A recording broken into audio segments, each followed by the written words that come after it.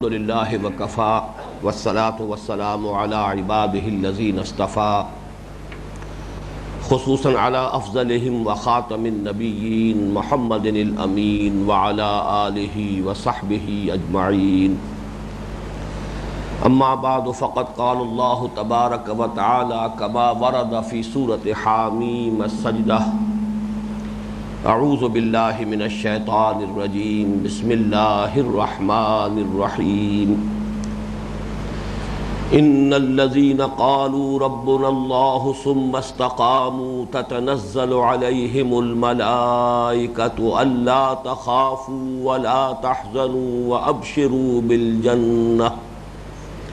وابشروا بالجنۃ التی کنتم توعدون نحن اولیاؤکم فی الحیاۃ الدنیا وفی الآخرہ ولکم فیہا ما تشتہی انفسکم ولکم فیہا ما تدعون نزلا من غفور رحیم ومن احسن قولا ممن دعا الى اللہ وعمل صالحا وقال اننی من المسلمین ولا تستوی الحسنة ولا السیئة ادفع بالتي هي احسن فاذا الذي بينك وبينه عداوة كأنه ولي حميم وما يلقاها إلا الذين صبروا وما يلقاها إلا ذو حظ عظيم وإما ينزغنك من الشيطان نزغ فاستعذ بالله إنه هو السميع العليم صدق الله العظيم رب اشرح لي صدري ويسر لي امري واحلل عقدة من لساني يفقهوا قولي اللهم ربنا الهمنا رشدنا واعذنا من شرور انفسنا اللهم ارنا الحق حقا وارزقنا اتباعه وارنا الباطل باطلا وارزقنا اجتنابه آمین یا رب العالمین۔ مطالعہ قرآن حکیم کے جس منتخب نصاب کا درس ان مجالس میں ہو رہا ہے اس کا پہلا حصہ 4 جامع اسباق پر مشتمل ہے۔ ان میں سے آج ہم آخری اور چوتھے درس کا آغاز کر رہے ہیں۔ اس درس کے بارے میں بھی 4 تمہیدی امور، جیسے کہ اس سے پہلے بھی تینوں اسباق کے ضمن میں 4 تمہیدی امور سامنے آتے رہے۔ سب سے پہلی بات یہ کہ تقابل کر لیجئے، ہمارا پہلا سبق ایک سورت پر مشتمل تھا، سورۃ العصر۔ دوسرا سبق ایک آیت پر مشتمل تھا، آیت البر۔ اور یہ میں نے کئی مرتبہ عرض کر دیا ہے کہ آیتوں اور سورتوں کا تعین، ان کی گنتی، ان کا حساب، یہ سب توقیفی امور ہیں۔ ان میں اختلاف اگر ہوگا تو روایت کی بنیاد پر ہوگا کہ حضور صلی اللہ علیہ وسلم سے کوئی 2 روایات ہوں کسی معاملے میں مختلف، اور اس کی بنا پر کوئی رائے جو ہے مختلف قائم ہو جائے، لیکن کسی اور اصول کا یہاں کوئی دخل نہیں ہے، نہ اس میں کسی منطق کے اصول کا تعلق ہے، نہ نحو کا معاملہ ہے، نہ بیان کا معاملہ ہے۔ یہ امور توقیفی ہیں، موقوف علیہ ہیں حضور کے بتانے پر۔ البتہ تیسرا درس ہمارا مشتمل تھا ایک رکوع پر، سورہ لقمان کا دوسرا رکوع۔ اس کے ضمن میں میں نے عرض کیا تھا کہ رکوعوں کی تقسیم اجتہادی ہے، توقیفی نہیں ہے۔ دور صحابہ میں تو یہ موجود تھی ہی نہیں، بعد میں کی گئی، اس لیے کی گئی کہ ایک رکعت میں تلاوت کرتے ہوئے کہیں ایسا نہ ہو کہ مضمون بیچ میں ٹوٹ جائے، بلکہ یہ کہ مربوط آیات، ایک مضمون کی آیات ایک رکعت میں تلاوت کر لی جائیں۔ اس کے لیے کوشش پوری کی گئی ہے۔ جیسا کہ میں نے عرض کیا تھا، اکثر و بیشتر مقامات پر محسوس ہوتا ہے کہ واقعتاً بڑی عرقریزی سے کام لیا گیا ہے، بہت ہی باریک بینی کے ساتھ گہرائی میں اتر کر ان رکوعوں کی تقسیم جو ہے وہ معین کی گئی ہے۔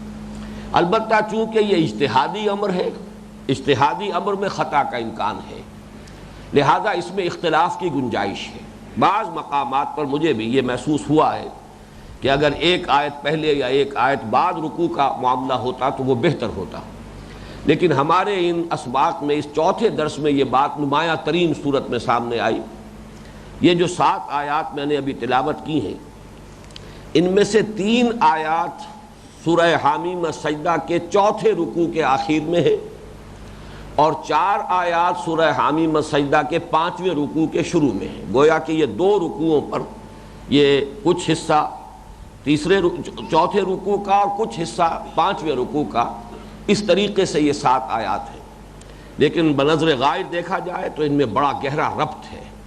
وہ ربط جو ہے آج بہت واضح ہو جائے گا جب ہم تقابل کریں گے سورۃ العصر کے مضامین سے، آیت البذر کے مضامین سے، سورہ لقمان کے دوسرے رکوع کے مضامین سے، تو بات بالکل مبرہن ہو کر آ جائے گی کہ یہ 7 آیات بہت مربوط ہیں، آپس میں مضمون کے اعتبار سے بہت ہی ایک دوسرے کے ساتھ جڑی ہوئی ہیں۔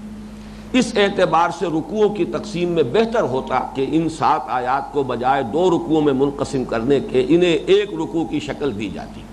بہرحال یہ ایک رائے ہے، اور جیسا کہ میں نے عرض کیا اجتہادی معاملات میں اختلاف کی گنجائش ہے۔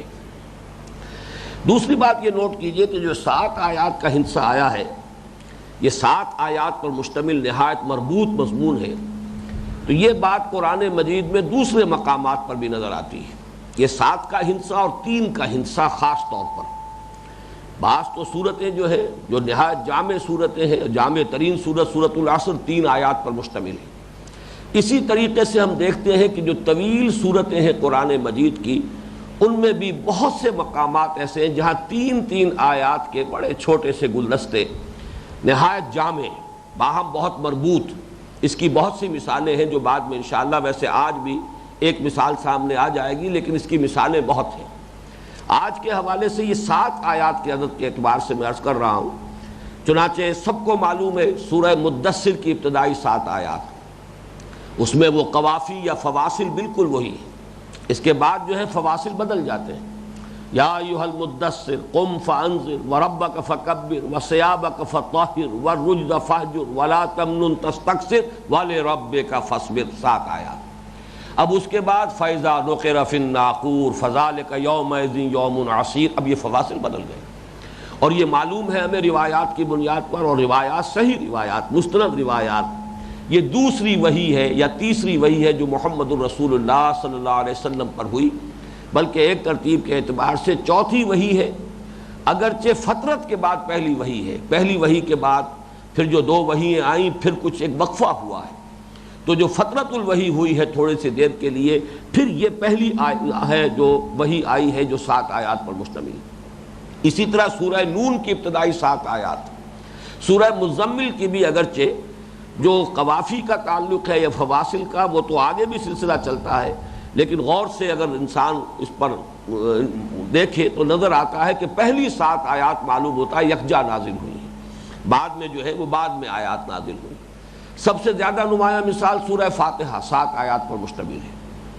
سورہ بقرہ کا 5واں رکوع 7 آیات پر مشتمل ہے، اور اسے میں نے بہت سے حضرات کے علم میں ہوگا قرار دیا ہے کہ اہل کتاب کو دعوت کے ضمن میں وہ بمنزلہ سورہ فاتحہ ہے، اس قدر اہم ہے کہ 10 رکوع سوا 10 رکوع جو آئے ہیں مسلسل بنی اسرائیل سے خطاب پر جو مشتمل ہے سورہ بقرہ میں، اس میں ان 7 آیات پر مشتمل پہلا رکوع اپنے مزاج کے اعتبار سے بھی بقیہ سے مختلف ہے، اس میں دعوت کا رنگ ہے نہایت جامعیت کے ساتھ، اور اسی میں ہمارے لیے رہنمائی ہے، آئندہ بھی کسی بگڑی ہوئی مسلمان امت کو اگر دعوت دی جائے گی تو اس کے اصول وہی ہوں گے کہ جو ان 7 آیات میں آئے۔ اسی طریقے سے سورہ مائدہ کا 7واں رکوع 7 آیات پر مشتمل ہے، اور وہ جو ہے حکم بما انزل اللہ، 3 مرتبہ اس رکوع میں وہ آیت آئی ہے، وَمَن لَّمْ يَحْكُم بِمَا أَنزَلَ اللَّهُ فَأُولَٰئِكَ هُمُ الْفَاسِقُونَ وَمَن لَّمْ يَحْكُم بِمَا أَنزَلَ اللَّهُ فَأُولَٰئِكَ هُمُ الْكَافِرُونَ وَمَن لَّمْ يَحْكُم بِمَا أَنزَلَ اللَّهُ فَأُولَٰئِكَ هُمُ الظَّالِمُونَ، اور یہ بھی 7 آیات پر مشتمل رکوع ہے۔ بہرحال یہ نوٹ کر لیجئے کہ یہ 7 آیات پر مشتمل جو رکوع ہے قرآن مجید میں، وہ اس کی بہت سی مثالیں ہیں کہ وہ نہایت جامع ہے اور بہت اہم ہے اپنے مضمون کے اعتبار سے۔ اب آئیے کہ اس سے پہلے کہ بقیہ جو 2 تمہیدی نکات ہیں میں وہ آپ کے سامنے رکھوں، پہلے ہم ان آیات کا ایک ترجمہ کر لیں، اس لیے کہ بقیہ 2 تمہیدی نکات کا فہم جو ہے اس کا دار و مدار اس پر ہے کہ ایک اجمالی جو ہے آپ کے سامنے تصور آ جائے کہ ان آیات میں کیا مضامین آ رہے ہیں۔ ان الذین قالوا ربنا اللہ ثم استقاموا، یقیناً وہ لوگ جنہوں نے کہا ہمارا رب اللہ ہے پھر اس پر جم گئے۔ تتنزل علیہم الملائکہ، نازل ہوتے ہیں ان پر فرشتے، اللہ تخافوا، کہ نہ خوف کھاؤ، ولا تحزنوا، نہ غمگین ہو، وابشروا بالجنۃ التی کنتم توعدون، اور خوشخبری حاصل کرو اس جنت کی جس کا کہ تم سے وعدہ کیا جاتا رہا تھا۔ نحن اولیاؤکم فی الحیات الدنیا وفی الآخرہ، ہم ہیں تمہارے ساتھی، تمہارے پشت پناہ، دنیا کی زندگی میں بھی اور آخرت میں بھی۔ وَلَكُمْ فِيهَا مَا تَشْتَهِي أَنفُسُكُمْ، اور اس میں ہوگا تمہارے لیے، اب یہ اس کی ضمیر جو ہے فیہا کی آخرہ کی طرف بھی جا سکتی ہے، جنت کی طرف بھی جا سکتی ہے، معنی اور مراد میں کوئی فرق واقع نہیں ہوگا۔ آخرت میں یا جنت میں تمہارے لیے وہ سب کچھ ہوگا جس کی خواہش ہوگی تمہارے جیوں میں۔ وَلَكُمْ فِيهَا مَا تَدَّعُونَ، اور وہ سب کچھ بھی فراہم کر دیا جائے گا جو تم طلب کرو گے۔ نزل من غفور الرحیم، اور یہ مہمان نوازی ہوگی، ابتدائی مہمان نوازی ہوگی اس ہستی کی طرف سے جو غفور ہے، بخشنے والا، اور رحیم ہے، رحم فرمانے والا۔ وَمَنْ أَحْسَنُ قَوْلًا مِّمَّنْ دَعَا إِلَى اللَّهِ وَعَمِلَ صَالِحًا وَقَالَ إِنَّنِي مِنَ الْمُسْلِمِينَ، اور کون بہتر ہو سکتا ہے بات میں، قول کے اعتبار سے، اس شخص کی نسبت سے، اس شخص سے زائد کہ جو پکارے اللہ کی طرف، دعوت دے اللہ کی طرف، وَعَمِلَ صَالِحًا، عمل کرے نیک اچھے اعمال، وَقَالَ إِنَّنِي مِنَ الْمُسْلِمِينَ، اور کہے کہ میں مسلمانوں ہی میں سے ہوں، یقیناً میں بھی مسلمانوں ہی میں سے ہوں۔ وَلَا تَسْتَوِي الْحَسَنَةُ وَلَا السَّيِّئَةُ، اور برابر نہیں ہو سکتی بھلائی اور برائی، نیکی اور بدی۔ ادفع باللتی ہی احسن، دفاع کرو، مخالفت کا مقابلہ کرو اس طور سے جو سب سے عمدہ ہو، سب سے اعلیٰ، احسن طریق سے۔ فَإِذَا الَّذِي بَيْنَكَ وَبَيْنَهُ عَدَاوَةٌ، تو وہی کہ جس کے اور تمہارے درمیان دشمنی ہے، كَأَنَّهُ وَلِيٌّ حَمِيمٌ، ایسے ہو جائے گا جیسے کہ نہایت جگری دوست، نہایت گرم جوش دوست۔ وَمَا يُلَقَّاهَا إِلَّا الَّذِينَ صَبَرُوا، نہیں پہنچ پاتے ان مقامات کو مگر وہی کہ جو صبر کر سکے، جن میں صبر کا مادہ ہو۔ وَمَا يُلَقَّاهَا إِلَّا ذُو حَظٍّ عَظِيمٍ، اور نہیں حاصل کر سکتے ان مراتب عالیہ کو مگر وہی جو بڑے نصیب والے ہیں، حظ عظیم والے ہیں۔ وَإِمَّا يَنزَغَنَّكَ مِنَ الشَّيْطَانِ نَزْغٌ، اور اگر کبھی شیطان کی طرف سے تمہیں کوئی چوک لگ ہی جائے یا چھوت لگ ہی جائے، فاستعذ باللہ، تو فوراً پناہ طلب کر لیا کرو اللہ کی۔ انہو هو العزیز الحکیم، انہو هو السمیع العلیم، یقیناً وہی ہے سب کچھ سننے والا اور سب کچھ جاننے والا۔ صدق اللہ العظیم۔ اب اس ترجمے سے جو باتیں سامنے آ گئی ہیں ان کے حوالے سے دو نکات، یعنی تیسرا تمہیدی نکتہ یہ ہے کہ سورۃ العصر کے حوالے سے تقابل کیجئے، بالکل وہی چار مضامین جو سورۃ العصر میں آئے تھے، وہاں وہ بیجوں کی شکل میں تھے، ایک ایک بیج سے جو مضامین جو ہے آگے، جیسے بند کلی کھل گئی تو پتیاں نمایاں ہو گئی، اسی طریقے سے اگر گٹھلی پھوٹی اور اس میں سے دو پتیاں نمایاں ہوئیں، بالکل اسی طرح آپ دیکھ رہے ہیں کہ سورۃ العصر جو ہے وہ بیس لائن، چار چیزیں، ایمان، عمل صالح، تواصی بالحق، تواصی بالصبر۔ اب اسی میں ذرا ایک نسبتاً اونچا مقام، وہ مقام بر و تقوی، نیکی اور تقوی کا مقام، وہی چار چیزیں وہاں موجود، تین صراحتاً اور ایک جو ہے وہاں پر گویا کہ انڈرسٹوڈ ہے، مقدر ہے۔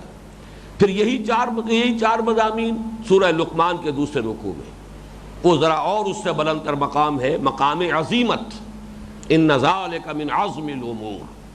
یہ چوتھا اب اور بلند ترین مقام ہے ایک اعتبار سے، یہ میں بعد میں صراحت کروں گا، ایک اعتبار سے بلند ترین، اور اس کو ہم نے عنوان دیا ہے حظ عظیم، اور اسی آیات میں سے وما یلقاها الا ذو حظ عظیم، بڑے نصیب والے، بڑے حظ عظیم والے لوگ ہیں جو یہاں تک پہنچ پاتے ہیں۔ تو وہی 4 مضامین اب نوٹ کیجئے۔ ایمان کے ضمن میں سب سے پہلی بات اللہ کی ربوبیت پر دل کا ٹھک جانا، ایمان اور یقین اللہ کی ربوبیت پر۔ اللہ کی صفات میں سے 4 صفات، غفور، رحیم، عزیز، سمیع اور علیم۔ اسی طریقے سے فرشتوں پر ایمان، یہ بھی ایمانیات میں سے ایک جز ہے۔ ایمان بالآخرہ، اور آخری چیز جنت کی نعمتوں کا تذکرہ۔ ظاہر بات ہے امور غیبیہ ہیں، یہ ایمانی امور ہے، اور اس ایمان کا جو لب لباب ہے، ان سب کا جو حاصل ہے، جو خلاصہ ہے، جو نتیجہ ہے، وہ کیا ہے؟ زوال خوف و حزن۔ خوف ختم ہو جائے، حزن ختم ہو جائے، یہ ایمان کا اصل حاصل ہے، یہ ایمان کا مکھن ہے، یہ ایمان کا جسے مخ کہتے ہیں۔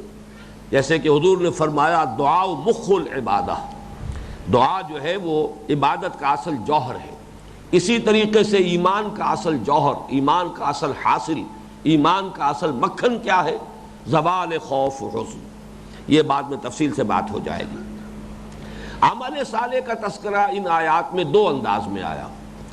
ایک تو لفظ استقامت، جم جانا، ان الذین قالوا ربنا اللہ ثم استقاموا۔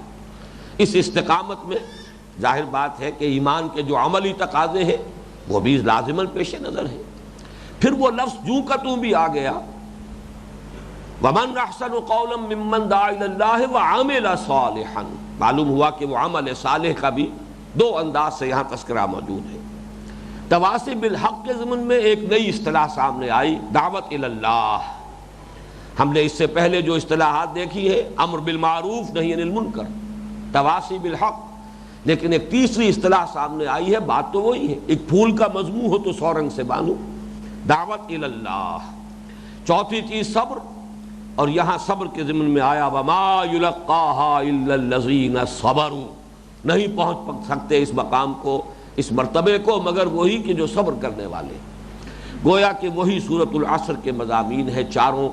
اسی اعتبار سے اس درس کو بھی جو حصہ اول ہے اس منتخب نصاب کا مطالعہ قرآن حکیم کے، اس میں شامل کیا گیا، اگرچہ اور بھی مقامات ہیں جو بہت جامع ہیں۔ سورہ حج کا آخری رکوع ہے، نہایت جامع ہے، لیکن ہم نے کچھ بعض مقامات کو آگے پھیلا دیا ہے کہ جب ہم ایک ایک حصے پر جب وقت لگائیں گے اور ایک ایک جو اس میں سے جز ہے اس کی تفاصیل سامنے آئیں گی، تو پھر تھوڑے تھوڑے وقفے کے بعد پھر جامع اسباق آئیں، تاکہ انسان زیادہ تفاصیل میں جا کر کہیں گم نہ ہو جائے، اور جو مضمون کا سلسلہ ہے اس کی ڈور جو ہے وہ انسان کے ہاتھ سے چھوٹ نہ جائے۔ بہرحال یہ 4 مقامات ہیں کہ جو اس منتخب نصاب کے حصہ اول میں شامل ہیں۔ آخری جو نقطہ ہے اس تمہیدی نکات میں سے وہ یہ ہے کہ یہ بلند ترین مقام ہے ایک خاص اعتبار سے۔ سورۃ العصر کو میں نے بیس لائن سے تعبیر کیا ہے، اور میں انشاءاللہ تعالی اس کو ایک گراف کی شکل میں بنا کر بھی ایک ڈائیگرام کی صورت میں آپ حضرات کی خدمت میں ہدیتاً پیش کر دوں گا کہ ان 4 مقامات پر جو مضامین آئے ہیں، جو ان میں تدریجی ارتقاء ہے، وہ ایک خاکے کی شکل میں ہمارے سامنے موجود ہیں۔ اس لیے کہ واقعہ یہ ہے کہ اصل ہدایت یہی ہے، بنیادی ہدایت یہی ہے۔ یہ جامع تصور جو ہے، یہ اگر ذہنوں سے اوجھل ہو جاتا ہے تو پھر کسی محدود سی شے کو لے کر انسان بیٹھ رہتا ہے، اسی پر مطمئن ہو جاتا ہے۔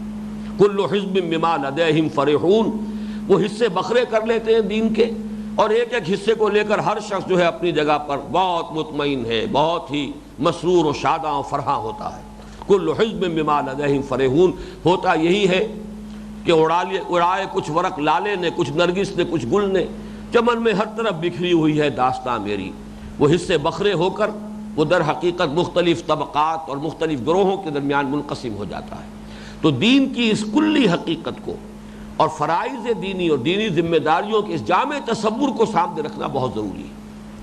تو آخری نقطہ میں عرض کر رہا تھا کہ یہ در حقیقت ہر اعتبار سے ان 4 چیزوں کا آخری مقام ہے۔ ایک خاص اعتبار سے وہ خاص اعتبار ہے اکتساب، ایک ہے اللہ کی طرف سے کسی شے کا دیا جانا، نبوت آپ کو معلوم ہے وہبی شے ہے، اب تو ویسے ہی دروازہ بند ہے، لیکن جب نبوت کا سلسلہ جاری تھا تب بھی نبوت اکتسابی شے نہیں تھی، انسان اپنی محنت اور کوشش سے اس مقام کو حاصل نہیں کر سکتا تھا، یہ خالص وہبی شے تھی، اللہ نے جس کو چاہا چن لیا۔ یہ مقام استفائیت ہے، مقام اجتبائیت ہے، اور یہ جیسا کہ میں نے عرض کیا ایک اور جو منتخب نصاب میں جو جامع ترین مقام آئے گا وہ سورہ حج کا آخری رکوع، اس میں یہی دو لفظ آئیں گے، اللہ یصطفی من الملائکۃ رسلا ومن الناس، اور دوسرے حصے میں اسی رکوع کے فرمایا هو اجتباکم۔ تو اجتباء اور استفاء یہ ایک بلندتر مقام ہے، لیکن یہ کہ انسان خود اپنی محنت، اپنی کوشش، اپنے کسب سے، اپنی سعی سے، اپنی جد و جہد سے جس بلند ترین مقام تک رسائی حاصل کر سکتا ہے وہ مقام ہے کہ جو ان آیات میں سامنے آ رہا ہے۔ چنانچہ ایمان کی معراج، ایمان کی بلند ترین منزل اللہ کی ربوبیت پر دل کا ٹھک جانا، جم جانا، مطمئن ہو جانا، اب اس میں کوئی تشویش نہ رہ جائے اور اس کا نتیجہ خوف اور حزن ختم ہو جائے، اور اسی کو مرتبہ ولایت سے تعبیر کیا گیا ہے۔ چنانچہ سورہ یونس کی جو آیات ہیں 62 سے 64 تک، وہ ابھی ہم بعد میں ان کی طرف حوالہ آئے گا، یہ 3 آیات کی ایک بڑی نمایاں مثال ہے قرآن مجید میں۔ سورہ یونس میں اس سے پہلے بھی مضمون کا رخ کچھ اور ہے، ان 3 آیات کے بعد بھی مضمون کا رخ کچھ اور ہے، درمیان میں یہ ہیرے کی طرح جڑی ہوئی ہیں 3 آیات۔ الا ان اولیاء اللہ لا خوف علیہم ولا هم یحزنون الذین آمنوا وکانوا یتقون لہم البشریٰ فی الحیاۃ الدنیا وفی الآخرہ۔ یہ 3 آیات یہ مرتبہ ولایت ہے، اور اسی کا تذکرہ یہاں ہو رہا ہے، تتنزل علیہم الملائکۃ الا تخافوا ولا تحزنوا وابشروا بالجنۃ التی کنتم توعدون۔ یہ ایمان کی معراج ہے۔ عمل صالح، اب ظاہر بات ہے کہ اس کی بلند ترین منزلوں کو بھی تعبیر کیا جائے گا استقامت سے، کھڑے رہنا، ڈٹے رہنا، جمے رہنا۔ تواصی بالحق کی معراج ہے دعوت اللہ، اللہ کی طرف بلانا۔ اس میں جان لیجئے کہ اگرچہ جیسا کہ میں نے سورۃ العصر کے ضمن میں عرض کیا تھا، چھوٹے سے چھوٹے حق کی نصیحت کرنا، کسی نے کسی کے 5 روپے دینے ہیں وہ نہیں دے رہا، اور آپ جا کر اس سے کہیں کہ بھلے آدمی اس کا تم پر قرض ہے ادا کر دو، 5 روپے ادا کر دو اس کو، یہ بھی تواصی بالحق ہے۔ کوئی بچہ گلی میں کھیل رہا ہو اور اس سے اندیشہ ہو کہ کسی کی کار کے شیشے ٹوٹیں گے، اسے جا کے سمجھانا کہ بیٹے یہ کام نہ کرو، یہ کھیلنے کی جگہ نہیں، یہ بھی تواصی بالحق ہے۔ اگر کوئی نوجوان والدین کی فکر نہیں کر رہا ہے، ان کی خدمت سے غافل ہے، اسے جا کے سمجھانا کہ والدین کے ساتھ حسن سلوک تمہاری ذمہ داری ہے، فرض ہے، یہ بھی تواصی بالحق ہے۔ لیکن یہ کہ اللہ کی طرف بلانا، وَمَنْ أَحْسَنُ قَوْلًا مِّمَّنْ دَعَا إِلَى اللَّهِ، یہ تواصی بالحق کی بلند ترین منزل ہے۔ اور اس کے بعد صبر کی معراج کیا ہے؟ صبر تو یہ بھی ہے کہ تکلیف آئی جھیل لی، مصیبت آئی برداشت کر لی، ٹیمپٹیشن لالچ آیا لیکن جٹے رہے، اس لالچ سے متاثر نہیں ہوئے۔ لیکن اگلی منزل کیا ہے کہ گالی کا جواب دعا سے دو، تم پر پتھراؤ کیا جا رہا ہو اور تم انہیں دعائیں دو اور ان کی خدمت میں پھول پیش کرو، یہ ہے ادفع باللتی ہی احسن۔ یہ صبر کی بلند ترین منزل ہے، اس سے اونچا کوئی مقام صبر کا نہیں۔ گویا کہ یہاں صبر صرف ایک منفی تصور کی حیثیت سے نہیں رہا، بلکہ مصائب و شدائد اور لوگوں کی طرف سے آنے والی آزمائشیں، ان کے جواب میں یہ بہترین طرز عمل اختیار کرنا، یہ صبر کی بلند ترین منزل ہے۔ اس اعتبار سے نوٹ کر لیجئے کہ جو مقامات انسان کی دسترس میں ہیں، اپنی کسب سے، اپنی محنت سے، اپنی مشقت سے، اپنی جد و جہد سے، اس کا یہ بلند تر مقام، بلند ترین مقام ہے، اور در حقیقت یہی بلند ترین مقام ہے کہ جسے مقام ولایت سے یا مرتبہ ولایت سے تعبیر کیا جائے گا۔ اگر ہم ان دروس کے جو عنوان ہیں ان دروس کے الفاظ ہی سے اخذ نہ کرتے تو اس کے لیے عنوان ہوتا مرتبہ ولایت، لیکن چونکہ ہم نے اس کا التزام کیا ہے کہ اسی میں جو الفاظ آئے، حظ عظیم، وما یلقاها الا ذو حظ عظیم، نہیں پہنچ سکتے اس معاملے کو، اس مرتبے کو، اس مقام کو مگر بڑے نصیب والے۔ اب آئیے اس کو آپ دیکھیں گے کہ یہ 7 رکوع ڈسٹنکٹلی 2 حصوں میں منقسم ہیں۔ اللہ تعالی ہمیں ہمت دے کہ آج ہم اس پہلے حصے کی تکمیل کر لیں. بہرحال 2 نشستوں میں انشاءاللہ اس کی تکمیل ہو جائے گی. ان الذین قالوا ربنا اللہ ثم استقاموا تتنزل علیہم الملائکہ الا تخافوا ولا تحزنوا وابشروا بالجنۃ التي كنتم توعدون نحن اولیاؤکم فی الحیاۃ الدنیا وفی الآخرہ وَلَكُمْ فِيهَا مَا تَشْتَهِي أَنفُسُكُمْ وَلَكُمْ فِيهَا مَا تَدَّعُونَ. یہاں ایک حصہ مکمل ہو گیا. یہ گویا کہ اگرچہ پورے رکوع کے مضمون کے اعتبار سے تو جز ہے، لیکن خود اپنی جگہ پر ایک آرگینک ہول ہے، ایک مکمل اکائی ہے. سب سے پہلا نقطہ اس میں جو قابل غور ہے، ان الذین قالوا ربنا اللہ. رب کے لفظ پر اگرچہ کافی تفصیلی بحثیں ہو چکی ہیں، ہمارا جو مسلسل درس قرآن تھا اس کے ضمن میں، لیکن اس منتخب نصاب کا جو درس اثر نو ہو رہا ہے تو اس میں یہ لفظ پہلی مرتبہ آیا ہے. اس کے بارے میں چند حقائق نوٹ کر لیجئے. یہ جو مادہ ہے را با با، رب مضاف، با اس میں 2 مرتبہ آیا. اردو میں ہم کہیں گے رے بے بے، فارس اس میں عربی میں اسے را با با کہا جائے گا. اس سے قرآن مجید میں یہ مادہ جو ہے تقریباً 1000 مرتبہ آیا ہے. یوں سمجھیے کہ اگر قرآن مجید کی آیات 6000 ہیں یا 6000 سے کچھ زائد، تو ہر چھٹی آیت میں یہ لفظ آیا ہے. اس قدر کثیر الاستعمال لفظ ہے یہ قرآن مجید کا. 968 مرتبہ آج میں نے گنتی کی ہے. وہ بڑی ہی سہولت ہو گئی ہے. فؤاد عبد الباقی کی کتاب المعجم المفہرس، بڑی آسانی سے آپ ان چیزوں کو، یہ اعداد و شمار بڑی آسانی سے وہاں مل جاتے ہیں. 968 مرتبہ رب کا لفظ یا تو مفرد شکل میں آیا ہے، ربو، ربا، ربے، یا پھر یہ ہے کہ یہ ضمائر کی طرح مضاف ہو کر ربنا، ربہو، ربکم، ربی، یہ گویا کہ مضاف ہو گیا ہے ان ضمائر کی طرف. تو گویا کہ 972 مرتبہ یہ لفظ آیا. البتہ جو خاص طور پر نوٹ کرنے کی بات یہ ہے کہ اس مادے سے بقیہ کل 4 مرتبہ قرآن مجید میں الفاظ آئے اور کوئی مشتقات اس کے نہیں آئے. لفظ رب ہی آیا ہے. ربائب کا لفظ آیا، وہ بچے یا بچیاں جو کسی شخص کی بیوی کے اپنے کسی سابق شوہر سے ہو، وہ ربائب ہیں، ربیب ہیں، کہ جو اب آپ کے زیر پرورش ہے لیکن آپ کے اصل میں حقیقی اولاد نہیں ہے، اولاد جو ہے آپ کی بیوی کی ہے کسی اور کے شوہر سے. یا ربیون، ربانیین، ربانیون، یہ کل 4 مرتبہ، بلکہ یہ کہ ربیون، ربانیین اور ربائب ایک بار اور ربانیون 2 مرتبہ، تو کل 5 مرتبہ یہ مشتق جو ہے قرآن مجید میں آیا ہے. اور اس میں سے بھی ایک رائے یہ ہے کہ ربی اور ربانی یہ در حقیقت عربی لفظ ہے ہی نہیں، یہ عبرانی سے معرب ہے یا معرب ہے، آیا ہے عربی زبان میں، یہ آیا ہے در حقیقت عبرانی سے. چنانچہ آج کل بھی آپ یہ لفظ جو ہے یہودیوں کے ضمن میں سنتے ہوں گے، ربائز، ان کے علماء جو ہے وہ ربائز ہیں، تو یہ لفظ در حقیقت عبرانی سے آیا ہے. ویسے یہ کہ عبرانی اور عربی زبان یہ بھی کہا جا سکتا ہے کہ ماں بیٹی کا رشتہ ہے ان کے مابین، لیکن زیادہ صحیح بات یہ ہے کہ دونوں بہنیں ہیں. معلوم ہوتا ہے کہ کسی اور مشترک زبان سے کہ جو اب دنیا میں نہیں رہی ہے، اس سے یہ دونوں زبانیں جو ہے نکلی ہیں. بہرحال ایک تو آپ نے یہ نوٹ کر لیا. ایک اور مادہ ہے را با وا، جس سے ربا کا لفظ بنا ہے. اس ربا سے جو مختلف مشتقات آئے ہیں وہ کل 20 مرتبہ قرآن مجید میں آئے ہیں. لیکن ایک تیسرا لفظ ہے اور وہ ہے تربیت، باب تفعیل سے، ربا یربی تربیتاً. 2 الفاظ قرآن مجید میں اس سے آئے ہیں. سورہ بنی اسرائیل میں آئے گا کہ دعا تلقین کی گئی ہے کہ اپنے والدین کے حق میں دعا کیا کرو.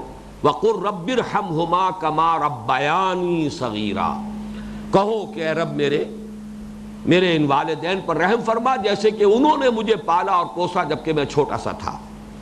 اور ایک مرتبہ آیا ہے فرعون کے الفاظ جو ہے قرآن مجید میں نقل کیے گئے ہیں. حضرت موسیٰ علیہ السلام کو تانا دیتے ہوئے کہا تھا الم نربک فینا ولیدا، اے موسیٰ کیا تم وہی نہیں ہو جسے ہم نے پالا پوسا اپنے محل میں رکھ کر تمہیں پروان چڑھایا، تمہاری پرورش کی.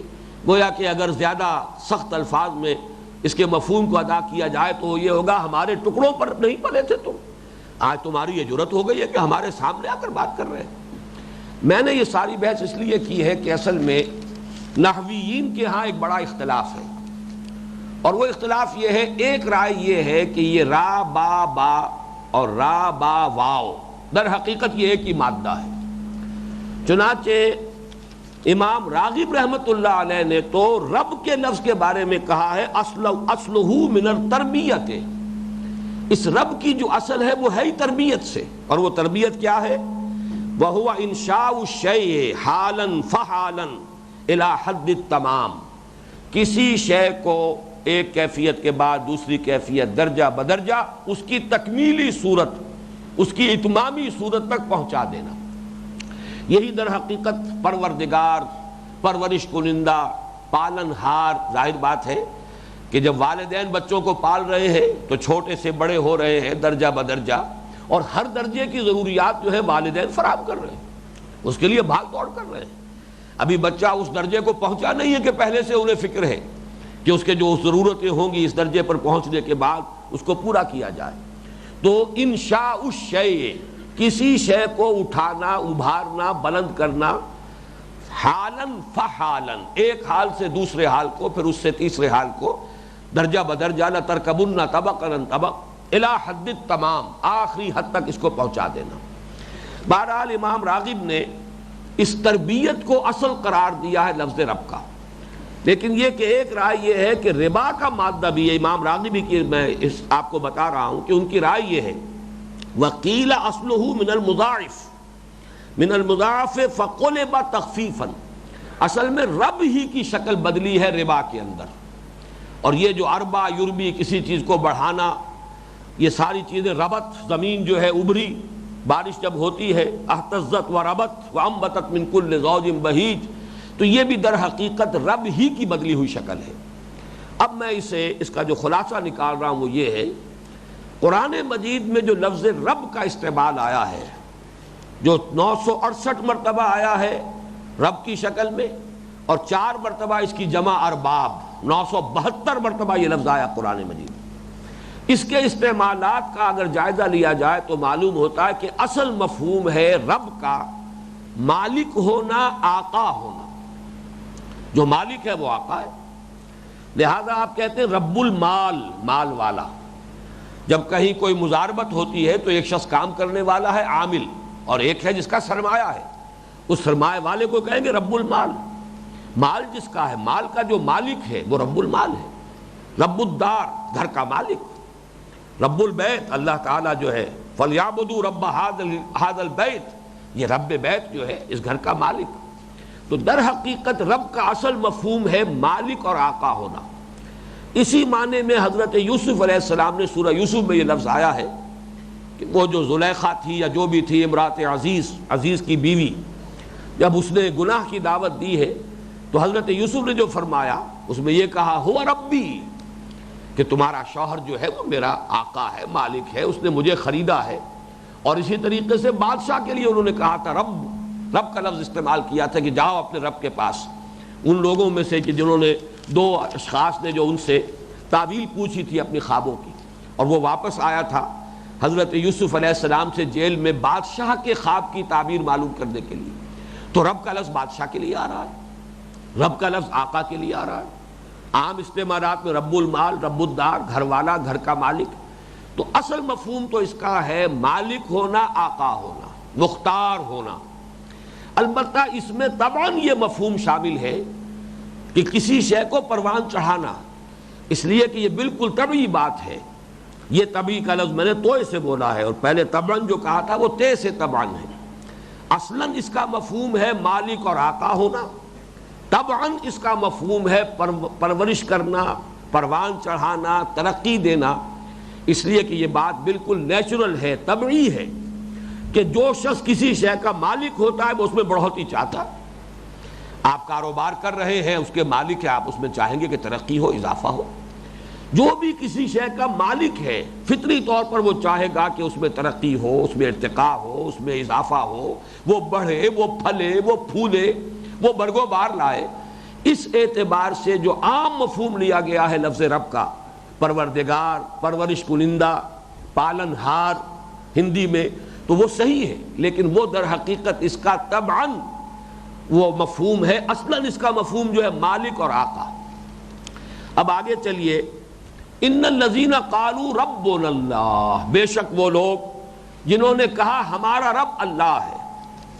اب اس کے ضمن میں نوٹ کر لیجئے جو ہم نے تیسرے سبق میں بڑی مفصل بحث ہم کر چکے ہیں، انشکر لی اور انشکر للہ، وَلَقَدْ آتَيْنَا لُقْمَانَ الْحِکْمَةَ انشکر للہ۔ میں تفصیل سے عرض کر چکا ہوں کہ انسان کے ذہن اور شعور پر سب سے پہلا جو اثر ہوتا ہے وہ ربوبیت کا ہے، والدین کی ربوبیت۔ میری تکلیف، میری مصیبت، میری ضرورتیں، میری احتیاجات پورے کرنے والے کون ہیں؟ میرے والدین ہیں۔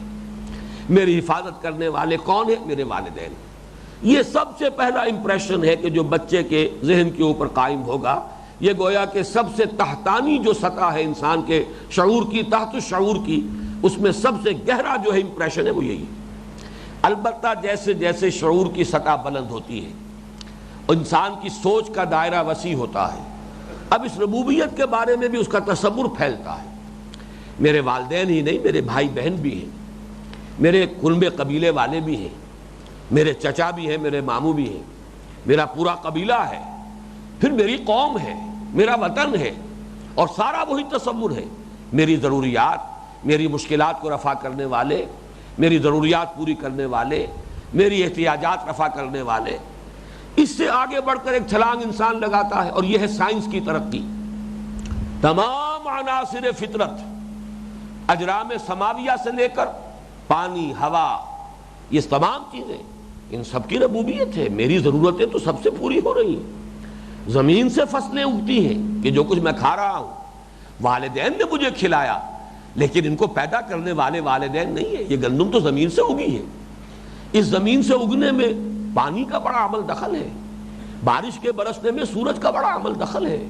یہ کائنات پوری کی پوری ایک وحدت ہے، اس میں تمام جو قواعد طبیعیہ ہیں، اجرام سماویہ سے لے کر یہ جو زمین کے اوپر جو چیزیں ہیں، ان سب کا معلوم ہوا کہ سب کو عمل دخل حاصل ہے میری ربوبیت میں، میری پرورش میں، میری ضروریات کی بہم رسانی میں، میری تمام احتیاجات پوری ہو رہی ہیں۔ اور یہی چیز ہے جو میں وہاں عرض کر چکا تھا کہ اسی سے جذبہ عبادت ابھرتا ہے۔ اس لیے کہ فطرت انسانی کا تقاضا یہ ہے کہ جس نے تمہارے ساتھ کوئی بھلائی کی ہے، تم بھی اس کا کوئی بدلہ بھلائی سے دو، کچھ نہ کچھ اس کے احسان کا بوجھ اتارو۔ اگر تو کوئی ایسا ہے، کوئی ایسی ہستی ہے جس کے ساتھ آپ کوئی بھلائی کر سکتے ہیں، تو آپ نے اس کے ساتھ کوئی بھلائی کی، کوئی خدمت کی، اس کے احسان کا بدلہ چکا دیا، عوض معاوضہ گلا نہ دارد، آپ کے اوپر بوجھ نہیں رہا۔ لیکن اگر وہ کوئی ایسی ہستی ہو جس کا کہ آپ احسان چکا ہی نہیں سکتے، اس کی کوئی خدمت کر ہی نہیں سکتے، سورج کی کیا خدمت کریں گے، چاند کی کیا خدمت کریں گے، پانی کی کیا خدمت کریں گے، ہوا کی کیا خدمت کریں گے، آگ کی کیا خدمت کریں گے، سوائے اس کے کہ ہاتھ جوڑ کر کھڑے ہو جائیں، اس کی مدح کریں، اس کے حمد کے ترانے گائیں، اس کے سامنے سجدہ کر دیں، اس کے سامنے رکوع کریں، ڈنڈوت کریں، ہاتھ جوڑ دیں، ہاتھ باندھ کر یہ عبادت در حقیقت نتیجہ ہے اسی شکر کا۔ وہ شکر جو ہے اس کا جو ایک رد عمل ہونا چاہیے، ہل جزاء الاحسان الا الاحسان، بھلائی کا بدلہ سوائے بھلائی کے اور کیا ہو سکتا ہے۔ جس کے ساتھ کوئی بھلائی کر سکے آپ کر لیجئے، جس کے ساتھ نہ کر سکے وہ ماورا ہے اس سے کہ آپ اس کے ساتھ کوئی بھلائی کر سکے، اس کے احسان کا کوئی بدلہ چکا سکے، وہاں سوائے اس کی کوئی اور شکل نہیں ہے کہ انسان ہاتھ جوڑ دے، ڈنڈوت کرے، سجدہ کرے۔ یہی وجہ ہے کہ عناصر فطرت کو پوجا گیا۔ پانی جل دیوتا ہے، اگنی دیوی ہے، ہوا بھی دیوتا ہے، سورج تو سب سے بڑا دیوتا ہے، دیوتاؤں کا دیوتا ہے وہ تو۔ تمام جو مذاہب ہیں شرکیہ، ان سب میں سورج کی جو پوجا ہے وہ سب سے بلند رہی، اس لیے کہ واقعتاً یہ خیال اور تصور تو غلط نہیں تھا کہ جو بھی کچھ ہمارا یہ زمینی نظام جو چل رہا ہے، نباتات کا اور ہواؤں کے چلنے کا اور بارشوں کے برسنے کا، یہ سارا کا سارا تو سورج ہی کو سب سے بڑھ کر اس میں عمل دخل حاصل ہے۔ اب اس سے آگے عقل انسانی اور شعور انسانی کی بس صرف ایک چھلانگ اور ہے، اور وہ چھلانگ یہ ہے کہ انسان یہ سمجھ لے کہ یہ پورا کارخانہ قدرت بھی کسی ایک کے دست تصرف میں ہے، کوئی ایک ہے اس کا خالق مالک، کوئی ایک ہے رب، ان میں کوئی کسی کی کوئی قدرت نہیں، کسی میں کوئی صفت ذاتی نہیں، کسی کے اندر اپنا وس جو ہے اپنا ذاتی نہیں، کوئی اب طاقت نہیں رکھتا. یہ ہے در حقیقت نتیجہ. یہ ایک چھلانگ ہے، ایک جست ہے در حقیقت کہ تمام عناصر جو ہیں زمین سے لے کر آسمان تک، ان سب سے ایک بلند چھلانگ لگا کر انسان کی نگاہ جا کر جم جائے. انی وجہت وجہی للذی فطر السماوات والارض حنیفا وما انا من المشرکین. یہاں تک ہے در حقیقت جو ہم تفصیل سے پڑھ چکے ہیں تیسرے سبق میں.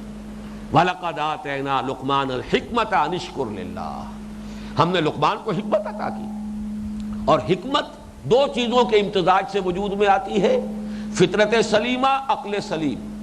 فطرت سلیمہ کا تقاضا شکر، عقل سلیم کا تقاضا اپنے اصل محسن اور منعم کو پہچان لینا.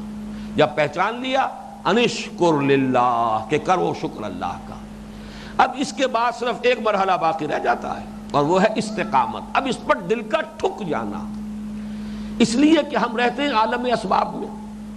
ہمارا جو تجربہ ہے، مشاہدہ ہے، وہ یہ ہے کہ پیاس لگی، پانی پیا، پیاس بجھ گئی. ہم نے سمجھا یہ پانی میں یہ وصف ہے کہ یہ پیاس بجھا دیتی.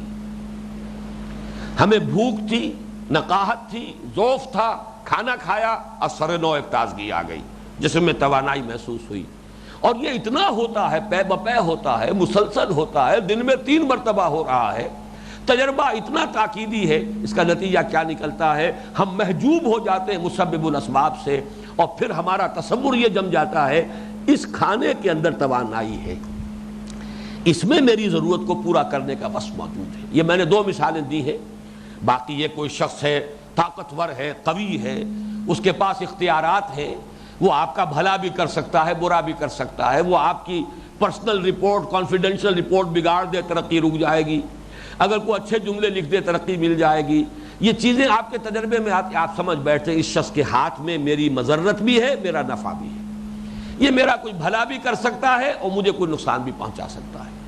یہ چیزیں انسان کے تجربے میں اس طرح پے بپے آتی ہیں، اتنی مسلسل آتی ہیں، اتنی تکرار اور اعادے کے ساتھ آتی ہیں، صبح و شام آتی ہیں، دن رات آتی ہیں، کہ انسان کا تصور ان چیزوں کی طرف جو ہے وہ منتشر ہو جاتا ہے.